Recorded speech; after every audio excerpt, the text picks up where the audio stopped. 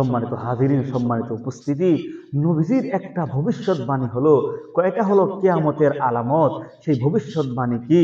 আল্লাহ নবী বলেন, মিন আশরাতি সাআতি, মিন আশরাতি সাআতি আন তাকসুরান নিসা ওয়া ইয়াকিল্লার রিজালা ওয়া ইয়াকিল্লার রিজালু হাত্তা ইয়াকুনু লি 50 আল ইমরাতান আল কিয়ামত ওয়াল ওয়াহিদা। ও কিয়ামতের আগ মুহূর্তে, পূর্ব মুহূর্তে মহিলাদের সংখ্যা বেড়ে যাবে, মহিলাদের সংখ্যা অনেক বেড়ে যাবে, কিন্তু পুরুষের সংখ্যা একবারে দুর্বল, একবারে কম হবে। লি 50 ইমরাতান, একজন পুরুষ 50 জন মহিলার দেখাশোনা করবে, দায়িত্ব নিবে। কি জন্য?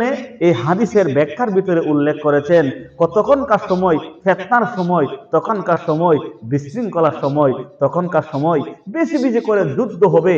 আর যুদ্ধের ক্ষেত্রে অধিকাংশ সময় পুরুষরাই অংশগ্রহণ করে।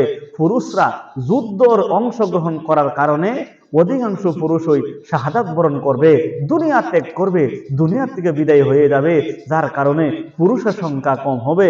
এই জন্য ভাইয়েরা আমার, বেশি বেশি যুদ্ধ হবে, তখন ফিতনা ফাসাদ জমানা শুরু হয়ে যাবে।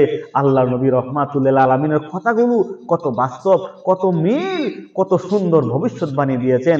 আল্লাহ রাব্বুল আলামিন আমাদের সকলকে ফিতনা ফাসাদ থেকে, বিভিন্ন ধরনের ওয়াসওয়াসা থেকে আল্লাহ তাআলা আমাদের সকলকে হেফাজত করে। জোরে কোন আমিন।